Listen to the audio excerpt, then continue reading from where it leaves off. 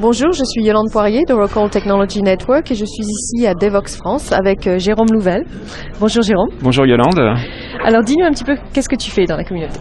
Donc moi je suis le créateur d'un framework open source qui s'appelle Restlet Framework, que j'ai créé en 2005. Voilà, et je suis aussi le CEO de Restlet, un éditeur de logiciels donc qui développe ce framework et qui propose des services professionnels à notre communauté. Alors, tu es aussi, donc tu travailles beaucoup avec REST. Donc, parle-nous un petit peu de quelle est son importance aujourd'hui dans la communauté. Tout à fait. REST, c'est vraiment le point de départ de Restlet, du framework. Donc, le nom est vraiment issu de REST. Donc, c'est le style d'architecture du web. C'est à la base une dissertation qui a été écrite en 2000 par Roy Fielding, donc qui est un des co-auteurs d'HTTP. Donc là, on est vraiment sur les fondamentaux du web. Et donc, dans REST, ça explique finalement tous les choix qui ont été faits. Tous les principes qui font que le web fonctionne, marche à l'échelle qu'on connaît aujourd'hui.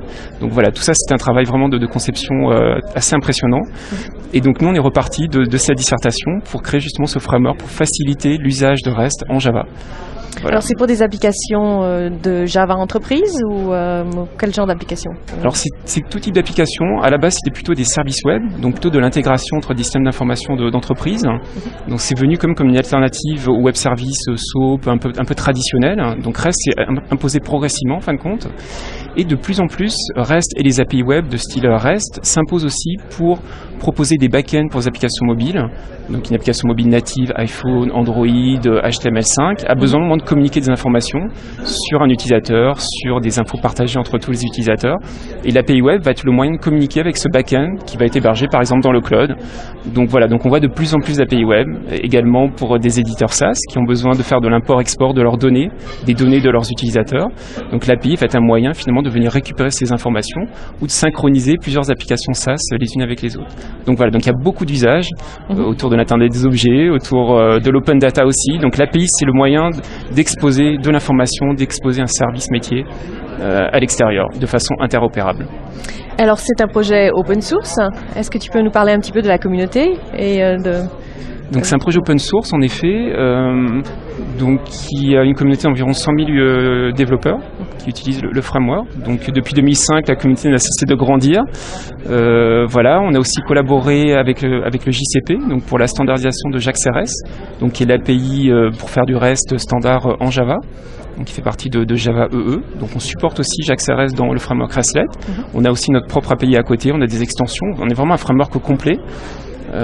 Donc voilà, donc on contribue aussi à la communauté Java à travers le JCP et voilà un petit peu notre contribution. Et alors le futur, qu'est-ce que vous planifiez un petit peu de faire dans le futur, de continuer ce projet ou... Alors là on arrive à la fin d'un cycle de 2 ans de développement, donc c'est la version 2.1 du framework qu'on va sortir, donc qui va être disponible en 6 éditions, donc une édition pour Java SE, vraiment une simple machine virtuelle, une édition pour Java EE, donc là on peut être aussi embarqué dans un compteur de servlets, et on a également dérivé Restlet Framework pour AGI, pour GWT, Android et GAE. Donc on a vraiment une portabilité assez complète des applications Restlet, voilà, dans tous ces environnements. Donc ça c'est la version 2.1, voilà, on ajoute aussi de nouvelles fonctionnalités, de nouvelles extensions. Voilà un peu pour résumer. Puis on a un livre aussi qui va sortir en même temps, donc qui est synchronisé sur cette version qui s'appelle Restlet in Action, qui est publié par Manning, qui est déjà disponible en version Early Access en ligne. Donc voilà, qui est un petit peu la bible de Restlet. Mais on parle aussi de REST, on parle de comment concevoir une API REST, un petit peu des best practices. Comment sécuriser son API, comment la documenter, comment la versionner, toutes les questions qu'un développeur finalement va se poser. On essaie d'y apporter une réponse tout en présentant la techno quand même évidemment du framework. Excellent.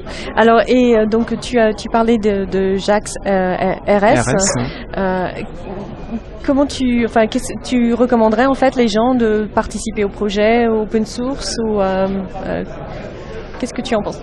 Alors, bon, JAX-RS c'est le standard, donc souvent les gens en effet qui ont envie de faire du REST, ils vont se dire je vais utiliser le standard, donc ça va être le point de départ. Donc JAX-RS c'est intéressant pour développer des API côté serveur. Donc pour l'instant c'est qu'une spécification côté serveur qui est complémentaire à l'API servlet. Donc voilà, donc c'est un bon point de départ en fin de compte pour faire du REST. On peut utiliser des frameworks comme Jersey, comme REST-Easy, comme Restlet Framework qui supporte JAX-RS. Et après avec Restlet on pourra aller plus loin. Il y a aussi la partie cliente qu'on supporte. Il y a beaucoup d'extensions en termes d'authentification, support de ITH, d'OpenID. Voilà, on va beaucoup plus loin que le standard en tant que tel, mais Voilà, et ce qui est le plus important, c'est quand même de bien comprendre REST, HTTP, de comprendre les principes finalement sous-jacents à JAX RS, à RESTlet, etc. Puisque ça, c'est vraiment des choses qui pourront réutiliser et appliquer dans tout un tas de langages et d'autres environnements. Voilà. Parfait. Tu as fait quelques présentations. Tu as présenté quoi pendant J'ai une présentation qui arrive cet après-midi, sur justement le lien entre l'open source et les open API. Ah, ok.